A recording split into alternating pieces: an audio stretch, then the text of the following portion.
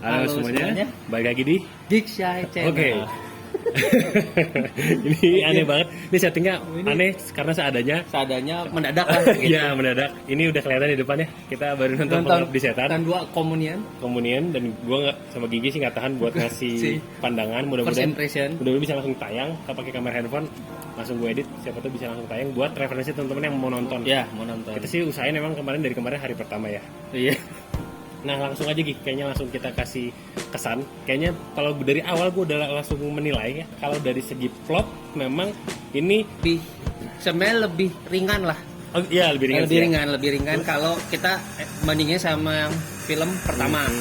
Tapi nggak tahu kenapa layer-layernya itu lebih banyak bisa digali. Lebih kompleks kan? Lebih kompleks. Nah secara karakter tuh mungkin setiap karakternya mengalami pertumbuhan, jadi kompleksitas perasaan dan karakternya jadi lebih banyak. Iya, ya, apalagi kan mereka bisa dibilang kan baru ngalami kejadian, jadi kayak masih ada trauma-trauma gitu kan. Iya, gitu. iya.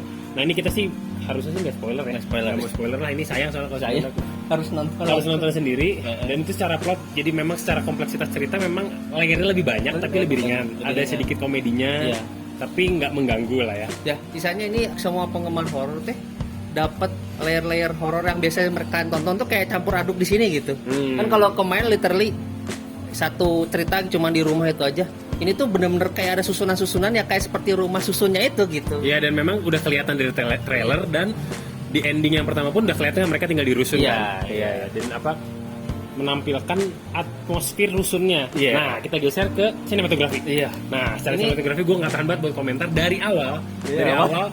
Dari awal udah kelihatan ini detail banget. Secara properti, wardrobe, dan di awal langsung ada, kalau gue sih langsung notice hats off buat Caravan Studio, mereka yang bikin konsep artnya. Mungkin mereka terlibat di proses penggarapan visual juga. Keren banget. Jadi terus, itu tadi terus secara menggambarkan tahun 80-nya tuh dapat banget. Nah, iya, jadi kan banyak ya kayak beberapa film yang Jakarta tahun berapa. Oke lah dikasih mobil-mobil jadul, tapi tetap iya mah kelihatan gitu. Nah, ini tuh berasa banget vibes-nya dapet. Nah, itu teh jadi malah nambah makin kena gitu ke jadi si kebentuk gitu. Dan secara umum visualnya keren ya. Visualnya keren banget. Artistik ya, Gi. Ini bisa heads off juga ke Ical Tanjung, direktur fotografinya. Oh iya benar. Ini emang film harus nonton di bioskop sih. Iya. Dan dia mainin kameranya bagus banget. Sebenarnya kalau udah pernah nonton film-film horor yang lama jauh-jauh sebelum ini atau selain ini, ngambil itu juga ya sebenarnya. Kita kayak kegocek gitu, kita anggap dia ke sebelah sana, kameranya ikut ke sana gitu kan kayak gitu. Nah itu. Nah, langsung kita mulai ke elemen horornya. Elemen horornya seperti biasa gue sih udah expect bahwa Joko Anwar bukan orang yang sutradara yang eksploitasi jumpscare ya. Jumpscare enggak. Ya ada lah namanya horor kan. Tetap kaget, sebelah gue juga kaget itu. Dia juga kaget. Gue ada kaget sekali 2 kali lah. Cuman memang cukup nggak kebaca gitu. Nggak klise gitu. Nggak klise. Jadi karena dia ngebangun suasananya itu kan. Nah, dari yang dulu kan memang Joko Anwar juga sudah menyebutkan kalau saya memang menciptakan atmosfernya. Dan kalau menurut gue ya, dari yang pertama ini menurut gue di uplifting banyak. Iya, dikasih steroid gitulah, ditingkatin gitu. Dari suasana rusunnya, warna. Ya. Nah, ini gue udah lama nggak nonton horor, stres anjing. Stres banget. Baru 1/4 kok udah capek gini nontonnya. Dia bilang baru 1/4 ini kata dia tadi gitu dalam bioskop. Aduh, kacau itu.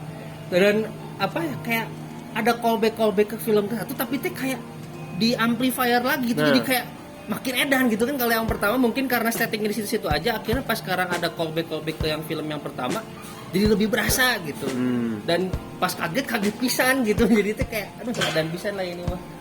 Cuma mungkin ada beberapa catatannya ya. Paling aku sukanya itu musiknya lagi sekarang. Musiknya itu si The Spouse itu.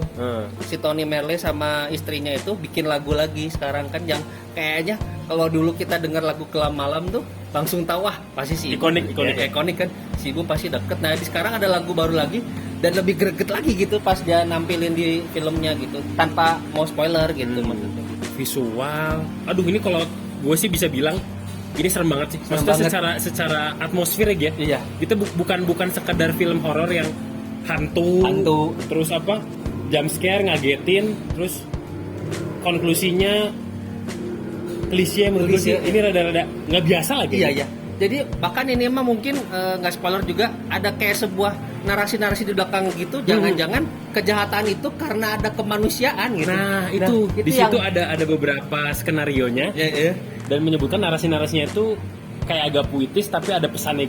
Iya. Jadi kayak ini tuh sebenarnya bukan kuasa kegelapan itu malah sebenarnya yang bikin kita takut atau horornya gitu, tapi kadang elemen manusianya itu gitu yang kalau saya nangkep di sini. Ada beberapa kritik-kritik sosial. Iya. Dan ini kan, nah settingnya balik lagi ke setting tadi, settingnya itu kan di tahun 84-an. Nah sebelumnya itu ada setting yang lebih mundur lagi dan itu digambarkan dengan cukup baik juga. Dan khususnya karena tampilnya di kota kita tercinta ini di Bandung ya, itu nggak spoiler lah ini lah. Terus, nah begitu ke tahun 80-an kan itu ya mungkin orang yang lebih tua dari kita kita aja udah relate gitu. Maksudnya udah berasa gue, aduh gimana ya, kayak menurut gue sih itu ditampilkan suramnya di era itu, ya nggak sih? Orba-orba gitu lah. Orba-orba gitu kan, kayak kebijakan-kebijakan politiknya. Terus kan gue nggak menyebut ininya. Ya. Terus kayak kondisi sosialnya seperti apa, ya kan, di rusunnya seperti apa, itu kan jadi keren banget. Kayak akhirnya bikin motivasi manusia yang tinggal di rusun itu juga jadi bervariasi gitu kan. Ya masih zaman kemiskinan, pengen jadi orang apa yang dianggap penting gitu kan. Jadi kayak gitu semua kerennya itu kayak semua karakter-karakter di rusun itu tuh udah di flash out gitu, jadi punya khasnya masing-masing gitu. Dan itu juga menjadi andil buat ngebentuk vibes rusunnya gitu. Jadi dari segala macam aspek ngebentuk rusunnya itu jadi gloomy, gelap, suram. Iya. Dan kalau nggak salah kan memang itu ceritanya ada rusun asli Jakarta yang memang unfinished gitu kan, memang di mangkrak lah kalau bahasa di sini. Jadi kayak proyek pemerintah jadi kayak kelihatan banget industrialnya gitu ditampilkan dengan baik gitu kan. Dan industrial itu emang nggak beres aja. Nggak beres. Unfinished bukan. Kalau zaman sekarang kan ada coffee shop unfinished, nah itu mah emang nggak beres aja. Bukan apa-apa itu. Nah itu ya. Jadinya akhirnya penonton udah kehook di situ. Udah itu mah Joko Anwar tinggal narik benang merahnya aja. Udah kebentuk gitu. Kita jadi kayak masuk ke dunianya. Iya. Dan udah masuk ke dunianya, jadinya itu capek. Jadi stres. Dan kalau yang gue tangkap dari visinya Joko Anwar tuh, dia tuh dari karya apa namanya, Tanah Jahanam perempuan kan dia emang suka ngambil visinya dia dari mimpi, tau gak sih? Nah makanya di visualnya tuh kayak dreamy gitu. Kita kayak lagi mimpi buruk aja. Kayak lagi mimpi buruk bener. Dan setiap elemen ketakutannya itu tuh diambil dari hal-hal yang sederhana dan kita relate. Iya. Kayak yang kepikiran gitu. Kayak apa namanya? Kalau bisikan-bisikan ya kita udah sering lihat. Kayak misalkan yang kalau gue agak klaustrofobik kayak di ruang sempit. Terus kayak pernah nggak sih kalian kalau lagi cuci muka terus takut gitu. Maksudnya kayak blur gitu. Kayak ada yang ngeliatin gitu. Nah itu tuh rada relate gitu. Iya, itu relate. Kan kadang kita suka ngerasa ya ada yang kayak ngawasin kita dari belakang atau ngintip gitu. Terus makanya kameranya tuh pindah-pindah gitu. Iya. Dan itu nggak kebaca sih, maksudnya mau keluarin nggak keluar gitu kan. Terus ya itu dari setiap elemen terkecil tuh bisa bikin serem akhirnya. Iya, akhirnya bikin serem. Dan pas akhirnya kita kena punch-nya gitu, wah itulah Iya. Dan beberapa ada yang udah kebangun, jadi ketika ya ibaratnya dalam tanda kutip jump scare-nya udah enak. Jadi kagetnya tuh nggak kaget doang gitu, jadi kayak gitu, jadi ada isinya gitu. Ada isinya ya. Terus apa lagi? Nggak tahu nih, lu udah sempet dengar belum teori yang bahwa di Joko Anwar ini dia pengen nampilin universe-nya Joko Anwar? Iya. Tahu nggak sih? Sebenarnya katanya adanya kayak gitu kan, karena film-film sebelum, khususnya film Pengabdi Setan kan dia pernah bikin Pintu Terlarang, Kala, Modus Anomali. Nah ini teman-teman juga kalau belum tahu bisa coba dilihat ya, itu juga keren. Cuman katanya kalau aku ngeliatnya karena di sini khususnya nggak spoiler sih, di akhirnya yang Pengabdi Setan kan juga muncul karakter yang diperankan oleh si Fachri Albar itu kan.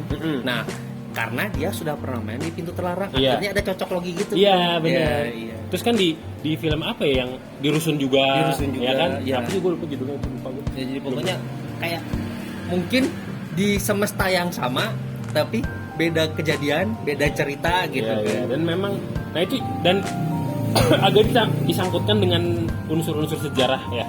Sejarah. Dan nyangkutinnya cukup enak sih, nggak maksa ya. Iya sih. Jadi organik gitu. Organik betul. Jadi nggak maksa lah gitu. Aku senengnya kayak ini besok mau ada perhelatan besar ya. Kita bisa baca itu di koran ada gitu kan. Tapi ada momen itu. Tapi kan istilahnya ini tuh fiksi tapi kayak dimasukin kejadian non fiksi gitu kan. Jadi bisa blend in dengan baik dan akhirnya oh bisa aja kali ya mungkin kejadian tahun segitu, tapi kita nggak tahu karena ya dan satu dan lain hal gitu. Jadi kayak relatable ke juga mungkin, apalagi kalau yang nonton mungkin yang udah ngerasain zamannya itu gitu kan, yang kita aja belum lahir zaman itu aja. Oh bisa aja berasa gitu kan, dari tampilan TV-nya, lagunya, TVRI. Kadang-kadang tuh pas mungkin itu lah, mungkin agak kita transisi antara zaman tua ke zaman now gitu kan. Masih tahu lah bunyinya TVRI, terus radio zaman dulu yang kayak suka ada drama-drama gitu. Emang creepy nggak sih? Emang creepy gitu. Pas kita sekarang ditampilin di film ini jadi creepy, padahal mungkin bagi zaman pemuda-pemudi zaman dulu itu mah biasa aja gitu. Malam-malam berita gitu aja. Berita gitu. Dan aduh bagus banget lah maininnya, dan saya nggak mau spoiler juga. Aku senangnya si Joko Anwar itu dia pay tribute ke horor-horor atau thriller di Hollywood era itu ya? Di zaman segitu tahun 80-an itu kan. Tahun 70-80-an sih aku ngeliat gaya-gayanya dia, dan akhirnya keren gitu. Jadinya kena gitu ke kitanya, dan masih kebayang-bayang sampai sekarang. Saya kalau nanti pasti nonton lagi, sekarang mau nonton lagi mau ngeliat detail-detail apa yang tadi saya lewatin, karena tadi judul pas nonton itu stres dan jadi nggak akan bisa kepikiran yang itunya gitu. Ya ini kayaknya udah dimatiin lampunya nih. Ini kita di emperan Alfamart. Ya langsung konklusi aja gitu. Konklusinya ditutup dengan cukup oke ya. Maksudnya nggak klise. Nggak klise, dan kataku ada potensi kedepannya untuk dilanjutkan. One step dari yang film sebelumnya. Secara teknis, secara kedalaman ceritanya. Emang apa yang pertama begitu menggoda kan gitu. Pas yang pertama tidak pernah dilupakan. Cuman yang ini aku senangnya Joko Anwar ini kayak naik wahana gitu. Semua jadi dia bilang gitu terus. Semua rasa ada gitu yang mau kamu dapetin gitu. Nah itu sih kalau dari saya mah gitu. Nilai terakhir nih. Wah ini mungkin agak bias karena saya juga penggemar Joko Anwar. Kalau yang film pertama saya kasih 8, yang ini mungkin 8,1 8,2 segitu. Ya, iya 8 lah, gue juga masih di angka 8. Bisa di angka 8. Ini pantas nih buat masuk award luar negeri nih. Iya. Apa? Proper lah. Proper. Iya. Visual CGI juga keren itu. Keren juga. Enggak halus gitu ya. Halus. Oke, kayaknya kita juga mau pulang ini. Gigi besok kerja. Oke. Sama kita juga besok beraktivitas. Oke. Mudah-mudahan bisa jadi referensi buat teman-teman. Jangan lupa subscribe, share ke teman-temannya. Komen kalau ada yang udah nonton juga, nanti kita diskusi. Siapa tahu teman-teman ketemu simbol-simbol yang kita nggak tahu. Iya, bisa share ya. Sampai jumpa di video selanjutnya. Bye bye.